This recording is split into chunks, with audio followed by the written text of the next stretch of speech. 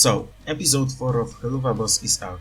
It was released god knows how long ago because I'm slow as fuck with making videos, but it's here. Also, I didn't record my reaction to it because reasons. Pause it if you want, but here's basically why I have no recording of my initial reaction to episode and why there was no normal content in the meantime. Okay, let's start with simple review, which is most of this video. I think it was good. It had its flaws, but they weren't as bad as in episode 3. Most of these flaws were on technical level. Like for example, during opening advertisement for Cherub's, voice of this blue ship is super quiet at times, but other times it's just fine. It's nowhere stated, but I think there were 2 voice actors for the character, one for 90% of episode and one for music, and they just switched between during jingle? Like, I don't fucking know, man. Don't look at me, it's just an assumption.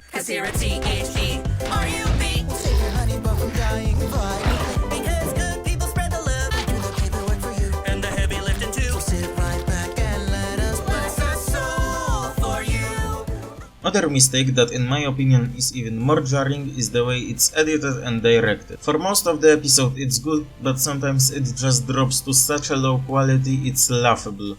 When we are introduced to Lupti character, we have this shot of a wall, then we get team reaction to destruction of the wall. Gotta say, love the way Luna reacts, but it doesn't fucking matter cause it cuts away less than a second later. Then we see his face zooming out to show his Octavius arms. In the palm of my holy f***ing oh god! Oh, it's like 42 spinal taps all at once! Oh man! Anyway. And then we got tablets and editing is fine again. Like, Vivzi, did you hire Mulan 2020 editor just to make those 3 seconds? Really, it's so jarring. Look at it in normal speed and tell me it isn't spasmatic. Do not be afraid. And please tell me you got that insurance thing. Who are you and what do you want? Same kinda stuff with the scene where Cherubs arrive. There's too much cuts and it's too fast. Animation was kind of stiff, but just like those fast cuts, it was just in a couple of scenes. Like, what the fuck happened to Bleed's face here? Disgusting! Also, they kinda butchered Millie's face in Fierce Disguise. Like, I get that the hair is covering her eye, but there is way too much empty space here. Part of her eye should appear here. It's even more confusing seeing how in few shots it's done correctly. But also the show has multiple animators and maybe some of them didn't bother that much. Look, I'll fix it in 10 seconds.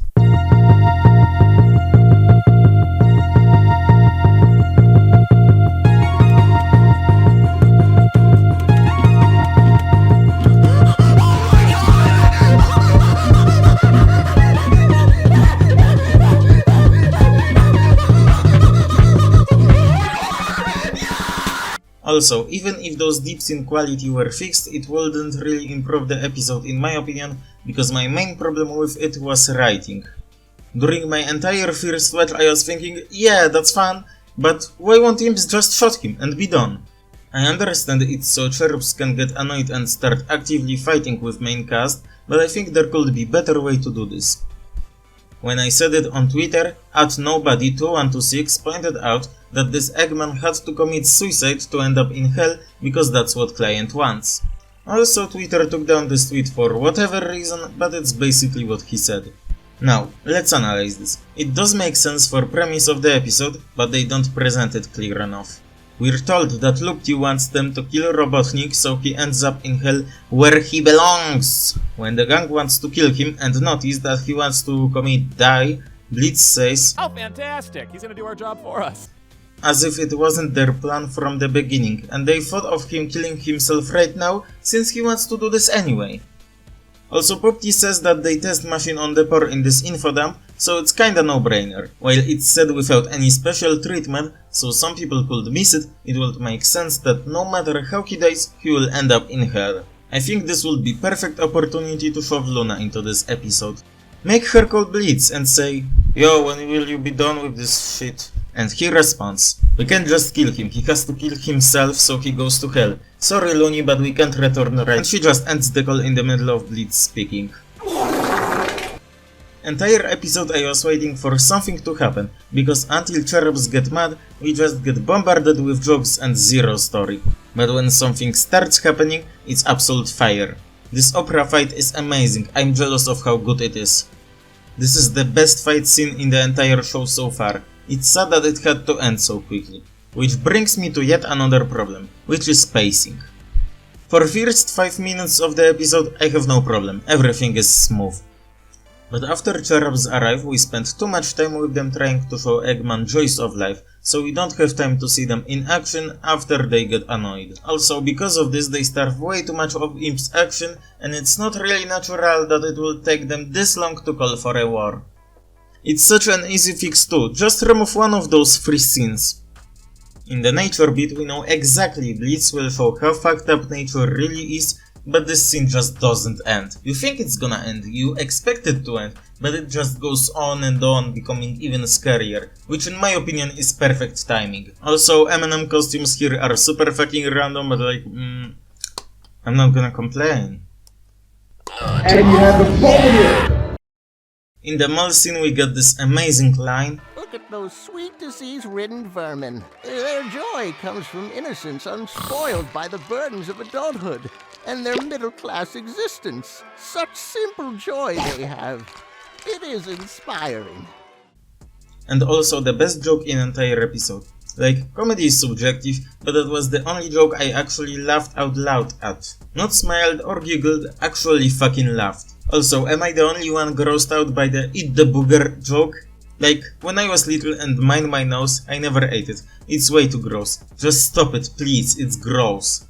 Well, what did you do after picking your nose? Oh, I just rubbed it all over my pants.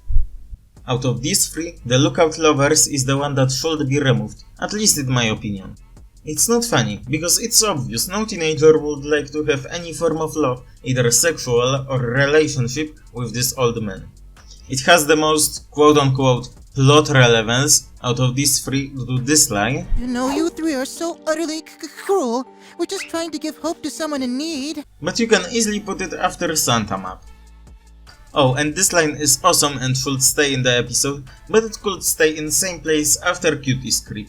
After this lady dies, what you say?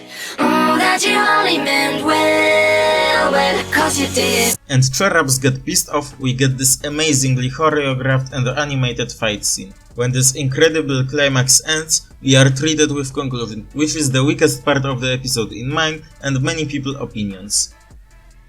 This is something new and you probably didn't hear it when it comes to this episode, but I hate the Dear Angel. Idea: some lawyer kind of angel that doesn't really like cherubs, so when she has opportunity to kick them off, she's smug and kinda happy, but can't show it, so she's just kind of a dick. Execution.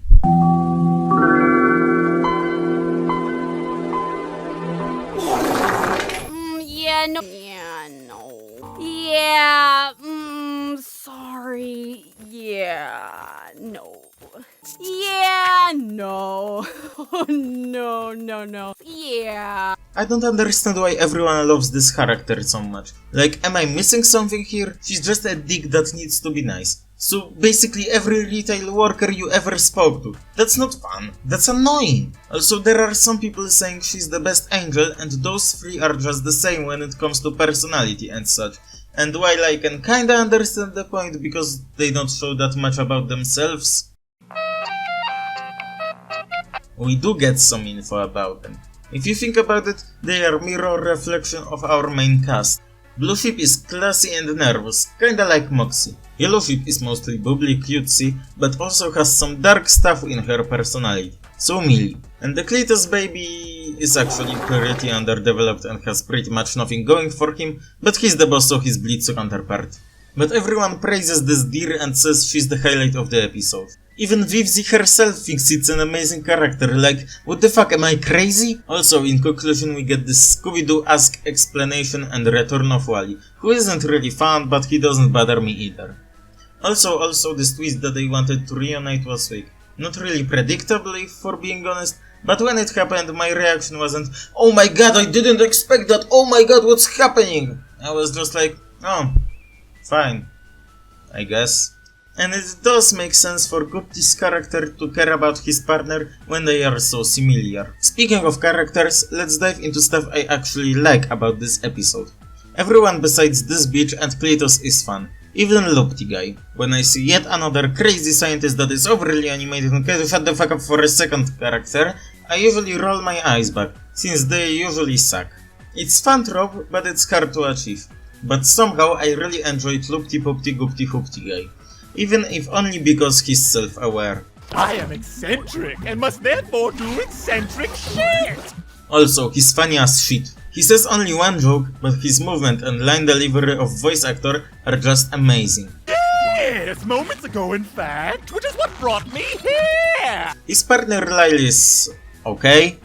He is somewhat basic and does almost nothing proactive in the episode, but he has nice personality of grandpa old rich guy, and he goes through real character arc. Congratulations gives you wrote and character arc. Hey, congratulations, it's a celebration. Party all day, I know you've been waiting. That doesn't even matter because he dies and returns to starting point less than a minute later. I already said it, but I actually like cherubs. They come from heaven, which instantly makes them more interesting and have some stuff to do. Wally is okay, he's just like Cletus. Not only because they both share a voice actor, but they are just kind of no one with little to no personality. But I like Wally more because he at least is more than a cardboard cutout of a character and also isn't essential to plot. The other thing I like about this episode is jokes. It's a riot. It's the funniest episode so far, maybe with exception of Lululand, but when it comes to laughs alone, they go head to head and it's very hard to say which one is better. In episode 4, there's not that many bangers, but on the other hand we get this, and this, and here you'll find 3 tacky stalkers about to attempt a murder. Things like this can happen to famous people all the time. and this, and this, Everyone stop fucking up my walls! Moxie's gonna have to fix all this shit! and also this. Oh yeah, this cherub ad is also fun. The contrast between cutesy and gory is perfect with this pixelated censorship. What else? All references are good, from smaller stuff to those that scream into your face, "Hey, I am a reference," they are still funny nonetheless. On first watch, Betty Boop as Devil was super random, but when you think about it, it makes perfect sense. Overall, I think it was a good episode, an A tier to be sure. Also, I made tier maker template for Helluva Boss episodes, link to it is in the description, so if you want to make your own tier list, then you already have a template. So in this section I just want to talk about fan theories. Now, coming up with theories and headcanons and speculating what's next is a huge part of being in some fandom. It's a lot of fun. But if we speculate too much, we get a little carried away and we start to expect all of this to come true. Prime example would be WandaVision. Boner! Why am I saying all this? Well, because it's the main reason why I was kinda disappointed in the episode and why I'm worried for the future of Helluva Boss. I think almost everyone agreed heaven should be somewhat corrupted in this world. Maybe not evil, but we see angels literally murdering souls for like 2 seconds of Hazbin. Oh yeah, remember Hazbin? This show that everyone either hated or loved and there was no middle ground? Yeah, I don't know if you remember, but it's in the same universe as Helluva Boss.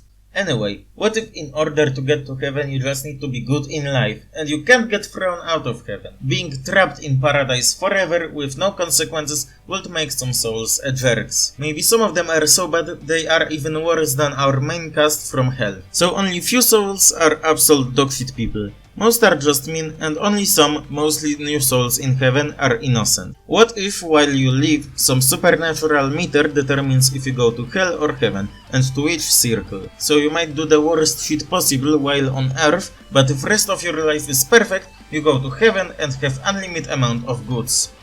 What if there could be a storyline that imps need to get someone from heaven to hell, because they get paid a lot? I mean, I haven't watched Purgaton in almost 2 years since I only watched it during YouTube release, and this is such a great idea for an episode.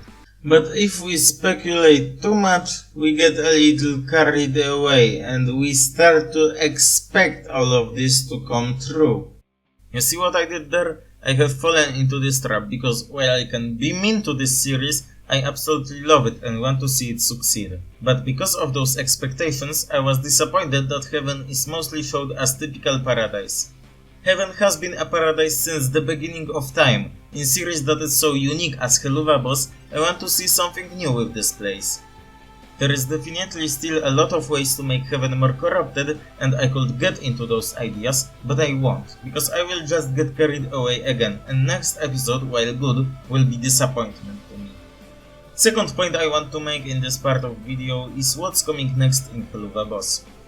If you rewatch Helluva Boss Season 1 trailer, or just look at this tweet, it's very obvious something big is gonna happen in the series. Don't get me wrong, it looks amazing and I'm hyped as hell to see these 3 shots in context, whether they are from same episode or from 3 different ones. I don't really care about Verosika, but this shot also looks cool.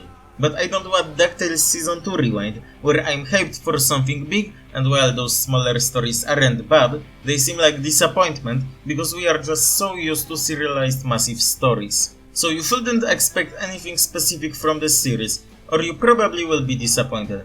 The only thing we can expect is quality, but plot, change of status quo, and all that jazz shouldn't be on our mind.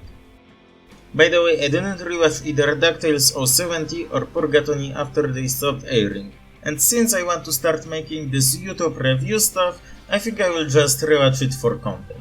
If it's not interesting, I will just scratch the idea, but if I get some stuff to talk about, expect some new videos in like 2 years since I'm slow as fuck. Good night and remember, I believe in you.